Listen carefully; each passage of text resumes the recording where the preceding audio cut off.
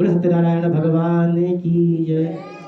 अभी सत्यनारायण व्रत कथा के पंचम अध्याय में हम प्रवेश कर रहे हैं।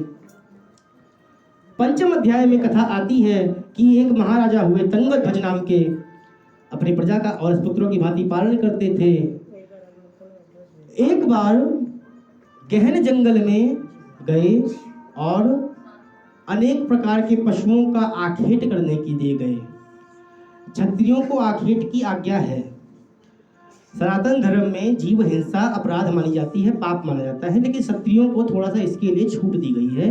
इसका कारण यह है कि थोड़ा अभ्यास हुआ रहेगा ना, तो वक्त आने पर युद्ध आदि में उनका हाथ नहीं कांपेगा, इसलिए उनको आखेट का आदेश है, उनको पाप नहीं लगता। जिस प्रकार डॉक्टर को जीव पे परीक्षण करने के लिए चीरफाड़ करने पे पाप नहीं लगता, उसी प्रकार उसको हिंसा नहीं लगती।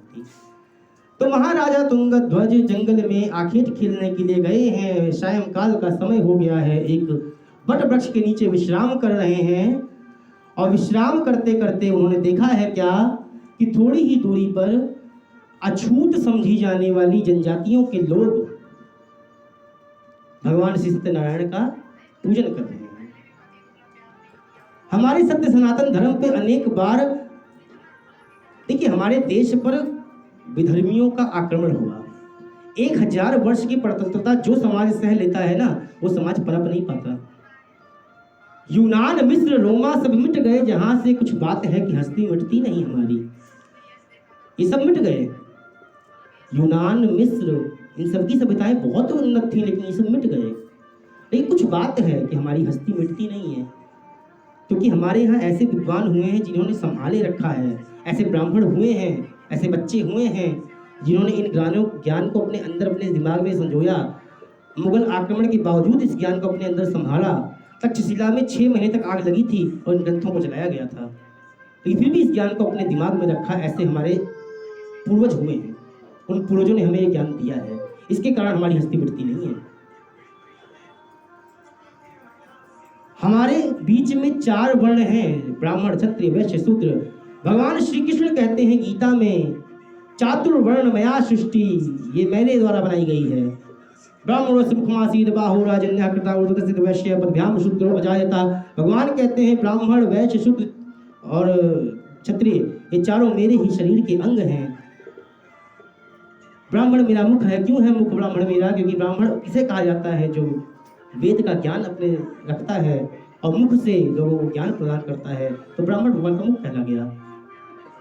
क्षत्रिय वैश्य है, क्षत्रिय भुजदंड जो है क्षत्रिय है, क्योंकि भुज के द्वारा संसार को चलाया जाता है, रक्षा की जाती है। वैश्य ये चंगा पेट, ये हिस्सा जो है वैश्य है, क्योंकि ये भरण पोषण करता है पेट।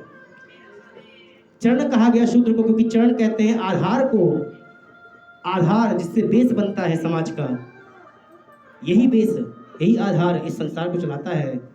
लेकिन दुष्टों का यह प्रमाण रहा, दुष्टों ने इस समाज को तोड़ने के लिए सबसे पहला आघात हमारे चरण पर किया है, क्योंकि जड़ गिरा दो हमारा समाज गिर जाएगा। हमारे चौथे भाई को लोगों ने बहुत बरगला दिया, क्या कि ये ब्राह्मण लोग ना तुमसे भेदभाव करते हैं, जातिगत भेदभाव करते हैं, तुमको अछूत मानते हैं, तुमको निम्न कोटि का मानते हैं, तुम इनके भगवानों को क्यों मानते हो? ये भगवान कुछ थोड़ी करते हैं, ये तो पत्थर की मूर्तियां हैं। अरे भाई, तुमको जो बता रहा है ये पत्थर की मूर्ति है, तुम उसकी सुनो। अपने माता पिता को भूल गए, तुम्हारे दादा परदादा जीवन भर इनको पूछते आए हैं। ये पत्थर की मूर्ति होते तो तुम आज हो नहीं पाते।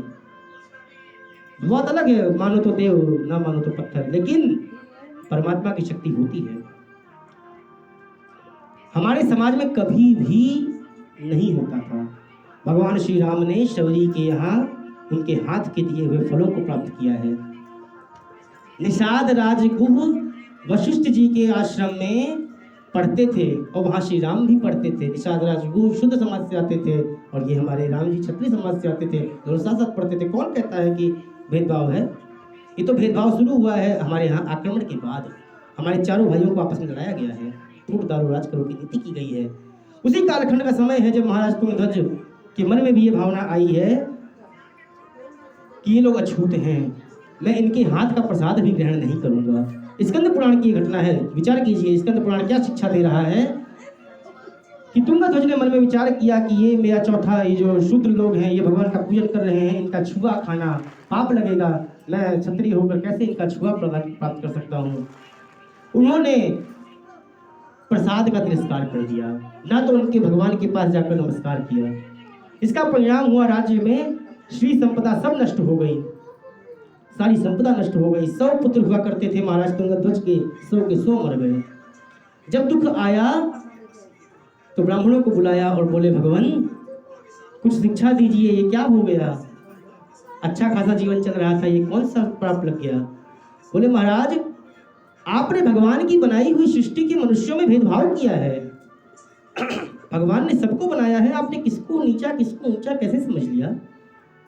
जिस परमात्मा ने अपने हाथ से सबको बनाया, उसकी बनाई कृति में कौन छोटा है कौन बड़ा है? आदमी बड़ा छोटा होता है केवल और केवल अपने आचरण से। उत्तम कुल पुलस्त करनाती, भगवान ब्रह्मा के डायरेक्ट वंशजों में पुलस्त जी का पोता है रावण, विश्रवा का पुत्र है। विश्रवा वो ब्राह्मण है जिनको भगवान शंकर ने अपने यहाँ गृह प्रवेश कराने के लिए बुलाया था। भगवान शंकर के पुरोहित बन सके इतनी क्षमता उनके अंदर थी, इतने विद्वान थे वो ब्राह्मण। उनका पुत्र रावण, और वो भी विद्वानता में किसी से कम नहीं था, लेकिन समाज उसको क्या कहता है? राक्षस। क्यों कहता है? क्योंकि आचरण से हीन था। और बताएं, अनेक लोग ऐसे हुए हैं जो अपने आचरण से किसी भी समुदाय के हों। ये विश्वामित्र जी राजा हुआ करते, क्षत्रिय हुआ करते थे, ब्राह्मण बन गए। एक ही पिता के, हमने पढ़ा है और हम प्रमाण दे सकते हैं कोई भी माँ के संसार में। श्रीमद् भागवत पुराण के 5वें स्कंध में कथा आती है, महाराजा प्रियव्रत के वंश में नाभि के जो पुत्र हुए हैं, ऋषभदेव भगवान, ऋषभदेव भगवान के 100 पुत्र हुए हैं। एक राजर्षि भरत जी हुए हैं, 9 पुत्र क्षत्रिय हुए हैं, राजा हुए हैं, राज्य कार्य संभाला है, और उनके बाकी बचे 90 पुत्र जो हैं वो ब्राह्मण हुए हैं। एक ही पिता के अलग अलग पुत्र अलग अलग व्यवसाय करने के कारण अलग अलग कोटि में चले गए। ये कर्म प्रधान विश्व कली राखा, ये जन्म प्रधान नहीं है। हाँ, जन्म में कर्म का असर होता है, व्यक्ति को जो जन्म मिलता है वो पूर्व जन्मों के कर्मों से सिद्धांत से होता है। भगवान ने जो जन्म दिया है उसके अनुसार हमें कर्म करना चाहिए। और फिर भी अगर भगवान के मन में रम जाए और आचरणों से हम पवित्र हो जाएं, तो आचरणों से पवित्र हुआ शूद्र भी ब्राह्मण के समान पूजनीय होता है। यह महाभारत का वचन है। महाभारत में यह वचन है कि कोई शूद्र भी अगर है और वो आचरणों से पवित्र हो गया है, भगवान की सेवा करके अनुष्ठानों से वो पवित्र हो गया है, तो वो अछूत नहीं है। हमारे यहाँ अछूत केवल और केवल वो है जिसका आचरण अछूत होने योग्य है, जिसका आहार विचार व्यवहार अछूत होने योग्य है। जो ऐसा अभक्ष्य का भक्षण करता है, इसलिए वो